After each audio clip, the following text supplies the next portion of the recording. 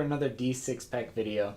Today I'm going to be going over the game Great Western Trail by Stronghold Games, as well as the expansion Railways to the North. I want to preamble this video a little bit though that this is a more complex game than most of the ones that I've talked about so far. So while I'm going to be giving you the basics of how to play the game, I'm not going to go over every single type of action that you can do in this game. So if you're using this to teach someone the game, at least one of the people playing has to have read the rules and know exactly what I'm talking about. So with that, if you appreciate this video, please hit that subscribe button. Also follow us on Facebook, Instagram, Twitter, and Twitch at D6Pack Podcast. And with that, let me get to the game.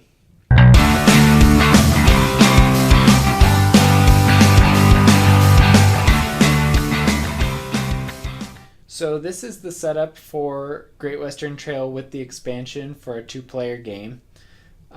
You place out these buildings. There is a setup for a first player game. I've just placed them out at random. These are hazard tiles that have come out of this one bag. I'll get back to those a little bit in a little bit. You have the Railways to the North expansion board up here. Each of these medium cities has a tile on it, and railway depots get their respective tiles as well. The number of characters go out based on the number of players. So in a two-player game, we're going to start with 3. And then cards for different types of cattle are based on the player count as well. So in a two-player game, you start with 7 cards out there. These are gold cards, which you can collect later in the game, and then your resources go off to the side. Each player gets their own player board, which I'm going to be referencing quite a bit in this review. And they place their discs anywhere there is a border shown, and their cube goes on their certificate track. For the expansion, you have an extra little board here which gets covered up with these outposts. Each player also gets a stack of buildings, 2 of which are new from the expansion, and a deck of cards with cattle in it. Your starting deck will have 1s and 2s only of 4 different colors, and I will explain why that's important in a minute.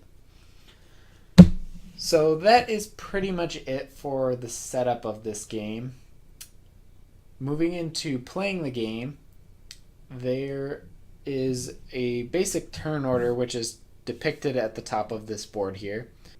First you're going to move, which is determined by this first space here. So this shows that you can move your cowboy up to 3 spaces, and that's active tiles on the board. So as the game progresses, you may be placing your buildings out, which will add spaces.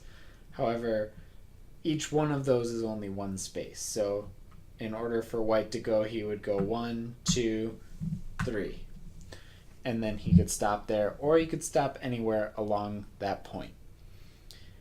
At that time, any hands that you're crossing, so there are green hands and black hands, and if you cross those, you have to pay the player or pay the bank if it's not a player-owned piece, depending on the player count. So in a 2-player count, no matter what color the hand is, you are paying 2 coins.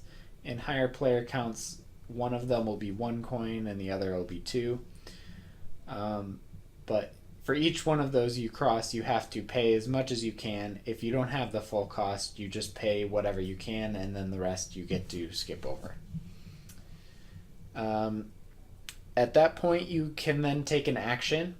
So there are 3 basic types of actions, and 2 of them can be taken on any tile.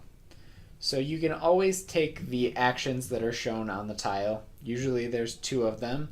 So for example, this tile here is showing that you can pay 1 black cow and get 2 coins, and then you can purchase cows. The way you purchase cows is based on the number of cowboys that you have in front of you. So For example, here it shows that if you have one cowboy, you can buy one of these level cards for 6 coins. However, if you have 3 cowboys, you can purchase 2 of them for 5 coins. If you have more cowboys than you know what to do with, you can also use 1 cowboy each to flip over additional cards so that you have more options for cows to purchase. I will get back to the importance of cows in a minute, but the other option that you have for taking an action on one of these buildings is to take one of your auxiliary actions, which is shown on the left-hand side of your board. You can take one single action. There are some spaces which allow you to take a double action, but that is sort of like a last-ditch effort, like I have nothing better to do, so I'm going to use one of my auxiliary actions. In the beginning of the game, you have an auxiliary action to give you a coin, to discard 1 card, which will allow you to draw 1, or to pay a level 2 cattle, which is green, white, or black, in order to place one of your trading posts. That is one of the expansion mechanisms. And the way that works is you are placing that out onto a city that you can reach. So reach is determined by Kansas City. So if you are in Kansas City, you can always reach anything that's connected to it by your trading posts. Or if you have a disc in one of these further out cities along the train row, then you can also build off from those discs as well. And again, I will come back to how you get discs out in a second. Because the third type of action you have is only when you get all the way up to Kansas City. When you get there, you take your turns in an order. So you can see that there's numbers along the board here. You will place one of these 1 tiles out, then one of these 2, then one of the 3. Then once you get to 4, you are going to look at your hand. So in the beginning of the game, your hand size is going to be 4 cards. And when you get to Kansas City, you are going to look at the number of unique colors that you have. So in this case, I have 2 black, so one of them is not going to count for anything. However, I still have a 1 gray and a white, so that would make my value 5. If you have certificates, you can use that to increase the value of your end shipping goal, and you get a number of coins equal to whatever your value is. Then you discard those cards, and you can place out one of your discs, uncovering something else from your board, onto a city of that value or lower. So if it's 5, for example, I don't have enough to reach Chicago, so I could go with St. Louis, Columbia, or Kansas City. If I have placed trading posts out over to Memphis City, I can also place a tile there. If there is a reward shown on the city, for example, Memphis shows that you get a gold card and 2 coins, you collect that immediately for placing your disc there. However, you can only place 1 disc per city, with the exception of Kansas City, because that's going to get you negative points, and San Francisco, which requires 18 value in order to place a disc there in the first place. If the value of cards you're placing is further than where your train is, you may have to pay coins in order to place there. For example, if I had this hand of 5 and I was trying to place in St. Louis and my train is back there, there's one of these crossroads along the way that I have to pay to get across, so that would be minus 1 coin from me for that round. At that point, your cowboy will move back to the beginning of the map, and you can start over in a similar fashion on your next turn. After you've taken an action, regardless of whether it's on a city or regardless of whether it's a tile or Kansas City, you can then draw back up to your hand limit, which, as I said, starts the game at 4, but you can increase that, or your speed, or the number of auxiliary actions you have by uncovering those spaces, placing the discs into different cities. Now, I'm not going to go over all of the actions. I've already kind of covered how you get cows, because cows are an important part of this game. Some of the other ones that I wanted to talk about are placing out buildings. Those are based on your engineers, which is this middle row on your player board. And for each engineer that you have, you can place out a building of that level. So this one, for example, you can see has a 5 engineer set in the upper left hand corner. So if you had 5 engineers, you could build that tile, and you would be paying whatever the build cost on the card or the space that you land is, and then you place that wherever you want to. So this tile, for example, allows white to move their train 1 space for each hazard token that they've collected. You can also upgrade these, so if, for example, I wanted to go from this level 5 building to a level 7, I would only have to have 2 engineers in my player board in order to do that. In Kansas City, as you are placing these characters out, you will be filling up new spaces, and every time this space is needed to be filled, we move this token down 1. Every time it crosses one of these lines, we will fill up more cows into the trade row, and once this token falls all the way off the board, that is going to signal end game. Once the end game is triggered, we will then finish that round of play and then total up scores. So scores can be achieved by how much money you have. Each of the buildings that you play out is worth a number of points, which is shown in the upper right hand corner. Placing discs into cities will get you points. So for example, if you get one in New York and one in Pittsburgh, you get 6 points. Placing your disc in train depots gets you points. So they start at 1 point, and as you get further along, they get up to 3 points.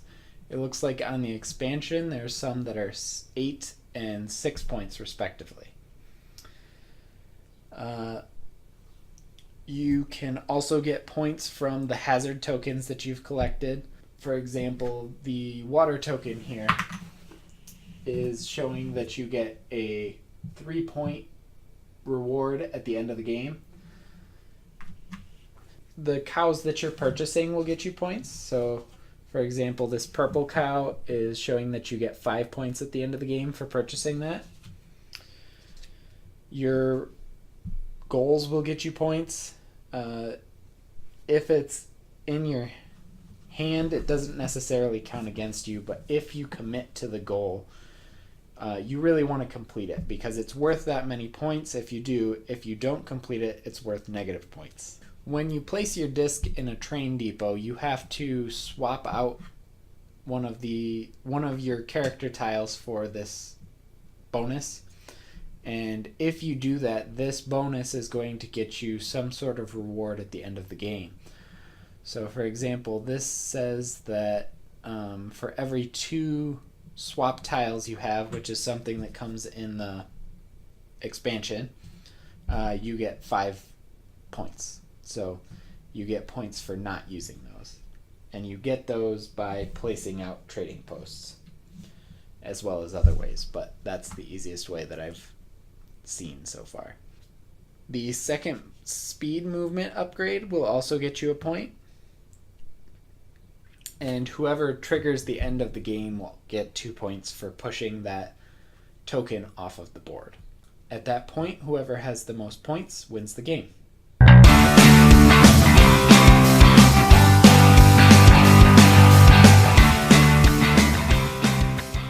So like I said, I skimmed over a lot of the rules in this. I didn't go into detail on every single thing that you can do. If you want to learn all of those different types of actions that you can take in this game, please join us for our Twitch stream at 8 p.m. Eastern Daylight Time on Tuesday, April 9th. But as far as this goes, the Twitch stream tomorrow night will be the first time that Adrian and I have played the Railways to the North expansion, so I'm going to reserve any review of that for a later date. However, I will say that this base game is something that I've really enjoyed. I like the deck building mechanism, but it's also kind of a chunky worker placement game. It can take a long time to play, especially if you're new to the game. Hopefully, our Twitch stream won't go that much past 10, but I really enjoy playing it and building that deck and trying to manipulate my hand in order to have as many cow points as I can when I reach that Kansas City. And then all of the different type of worker actions that you can take along the way make it a very variable experience.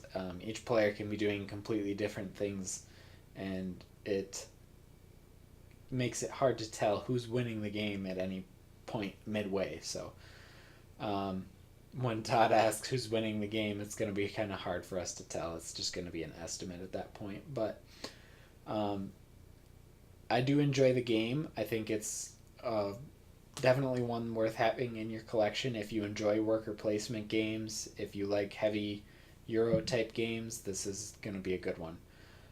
So I hope that you will join us tomorrow night on Twitch. And with that, thanks for watching. Bye.